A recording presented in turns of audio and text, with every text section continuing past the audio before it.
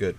We're gonna to whip a golf club the way we would whip a hickory-shafted golf club, which is one at a time by hand. Now, if we were going to do our regular golf clubs, what we would do is we have a little machine that we've made that spins the shaft for us, so we can do it a lot quicker.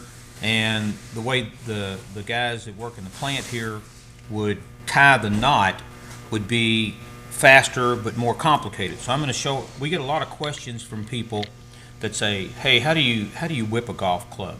And this would help somebody who might want to do it at home. We just have it laying in a little cradle here, but you can have it any way you want. Some people have held it underneath their arm. All you need to be able to do is to twist the golf club like that. So the first thing I'm going to do is I'm going to cut a little piece of string off the end here, because we're going to use that piece of string when we tie the knot, and it's going to make it a little simpler way to tie the knot. We'll just sit the string down here until we're finished. Take the string, lay it over the golf shaft, just like in this direction, and all you're doing is making a loop here. And I don't know if you can see it with my hand there, but all we're doing is making a loop and letting this string cross over to hold the loop. I'll try to do that again. All we're doing is making a loop and having this string come over and hold it in place. So then after that, all we're going to do, try that again. I'm going to make a loop, overlap it, and then we're going to start winding the string. We're putting pressure down here so that it's tight, and we're just turning it. So what we're doing now is this tail, we're wrapping layers of string over top of that tail, because that tail, the more we overlap it, the more it's going to be harder to pull it out of there. It's going to be bound in there tighter. So I go about a ½ inch. You can go further if you want, and then I cut the tail off.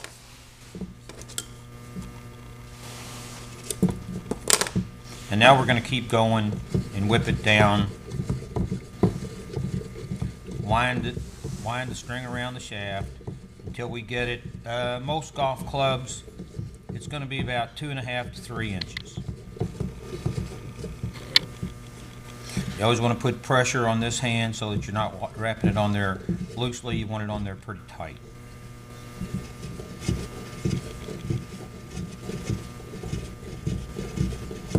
Now I've got it here. I have to tie a knot on the end.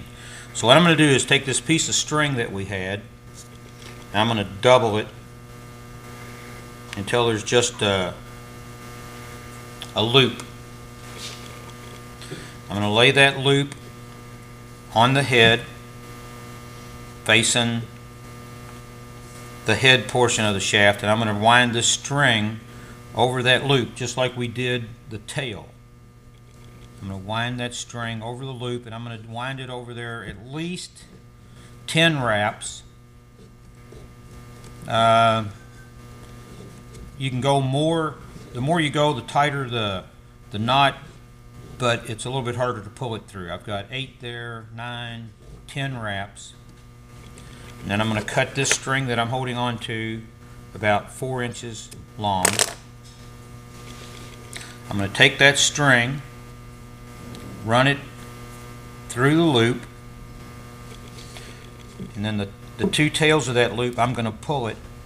And what it's going to do is it's going to pull this string here underneath that whipping and out the other side. I'm going to give it a little pull to tighten it up, and then you trim it off even. So now you've got your whipping thread on the neck of the golf club, and there's no signs of a knot or anything, because what you've done is you've overlapped the string on the tail end this way, and you've done it this way by pulling it back through. So that's a whipped neck on a wooden golf club.